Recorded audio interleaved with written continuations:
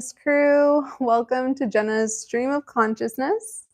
And this is where I just kind of go into a flow and talk about things that are occurring to me in the moment and on the fly.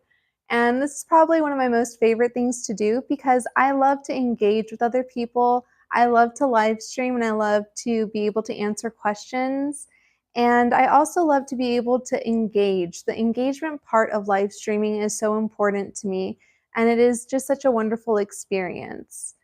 Today, there's a lot of things that I've been thinking about, a lot of things that I've been ruminating on, but I've really been seeing that there is so much going on today with so many people feeling a lot of anxiety and a lot of insecurity about where they are in life and about what they are doing and about how they are feeling. And I just want to definitely try to assuage that and try to make that a better experience where you don't have to feel anxiety. You don't have to feel uncertain. You don't have to feel as though you don't know what you're doing, as though you feel as though like you might be drowning. There's so much information out there on how to be better, how to improve yourself. And obviously, Cult of Wellness is a lot about that. It's a lot about improving yourself and becoming a better person. But as well, it's also about being real and being honest. It's about being as honest as you possibly can be with yourself and being accepting of yourself, not feeling as though you have to be tied up in what you think you should be, but also about being exactly as you are, as authentic as you possibly can be. Being yourself is not always easy. I can tell you from my own experience, there are times when people just don't want to hear what I have to say. There are times when people are just like, no, I'm okay. I don't need to listen to that. And does that bother me? No. As long as I'm living authentically, I actually feel a lot better about myself. As long as I'm feeling as though I'm contributing and making a difference, I feel really great about myself as well. And I would encourage you to do just the same. I would encourage you to really try to find yourself, really try to work through the processes of your mind, work through the processes of how you really are, who you really are. Really try to discover who you are and what you want to be. Of course, it's always great to have goals. It's always great to be, trying to level up and being the best version of yourself. But focusing in on who you are right now is really key. For me, I know who I am in this moment right now, and I'm very clear on who I am, and I'm very clear on what I want to do with the world and in the world. But for you, you may not be as clear and you may not have the same feelings. And maybe you have that fear of, being your true self, being your authentic self. And my question to you would be why? What are you afraid of? What is so concerning to you about being yourself and being authentically yourself? What is it that scares you about that? A lot of times people come to me and they tell me, Jenna, I am so afraid of being honest about certain things. And I'm so afraid of being honest and true about certain things to certain people. And we all, of course, have different kinds of relationships with different kinds of people. And there's certain people that we can be more free with. There's other people where we have to be more reserved and a little bit more like, okay, we have to be a little bit more careful about how we are with these other certain people. There's other people that you just have these kind of very what word would I use?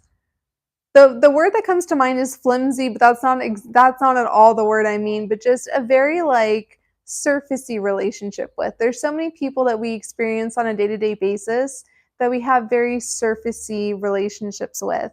That we really don't dive in, we really don't allow people to get to know us, and that can be for a variety of reasons. But really allowing people to get to know the true you is going to be so helpful in your journey of becoming your most authentic self. Because what you want to be able to do is be able to express yourself and express who you really are to others. What we're here to do is we're here to share ourselves with others. We're here to be a part of the community. We're here to be a part of a bigger community. And that's just what is true for the majority of us. A lot of us get really shy, really scared, and really afraid of kind of stepping our toes in the water. There's other people that are really great communicators and just don't even know it because they haven't really made the effort or tried to, not because they're lazy, not because of anything like that, but only because of their fear of people rejecting them, their fear of people not understanding, or their fear of whatever it may be. There's so much tied up in fear when it comes to being your true self and being your authentic self. Sometimes you even scare yourself, and sometimes you would be amazed when you're really honest with yourself about how you're feeling, when you're really honest with yourself about how you feel about the world. Sometimes it does feel scary, and sometimes it does feel a little bit overwhelming, like, oh my gosh, is this really how I feel? Is this really who I am? Is this really like what I think?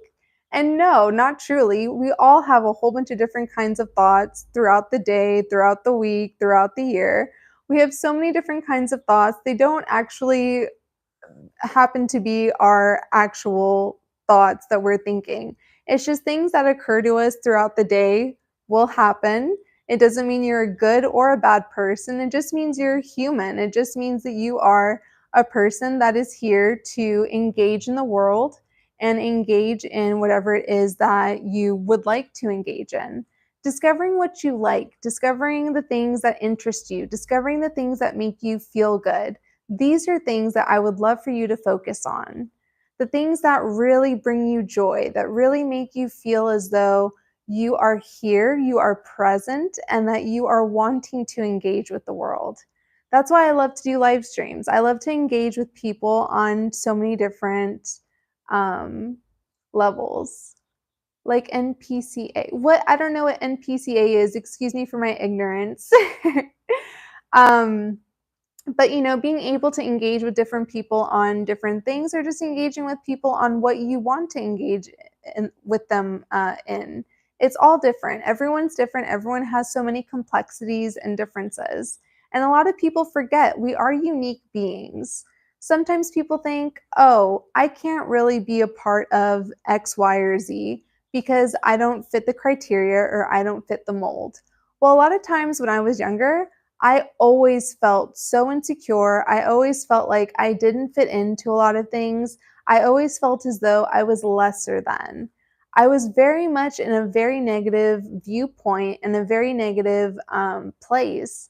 And I felt as though I couldn't participate, as it felt as though I wasn't a part of the dialogue because I was afraid of people thinking that I was a fraud, or people thinking that I wasn't smart enough, or people thinking that I wasn't pretty enough.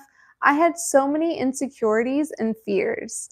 And these days now, when I get comments or when I get dialogue from other people that isn't exactly the most positive, I don't really have those fears or have those feelings of insecurity or those feelings of fear. I just am like, okay, well, whatever somebody would like to say, they can say it, and that's totally fine. And I've become incredibly accepting of people as I've gotten older. Now being 36, I'm still young, it was what a lot of people will say, but I feel very old because of all of the things that I've experienced in my life. I've experienced a little bit more than the average 36-year-old has experienced. And that's perfectly okay with me. I've always been identified as an old soul. And oftentimes, people that will say that to you, just be careful with that. Because depending on how old you are, it might be a way for them to kind of groom you into thinking, oh, you're an old soul, let's date, let's get together, even when maybe you're a little bit too young for that. A lot of people would tell me, you don't have a great way of communicating. You don't have a great way of speaking. You're always stuttering. You're always this, you're always that. And I was always listening to the negative feedback from people. But what I wasn't listening to was the positive.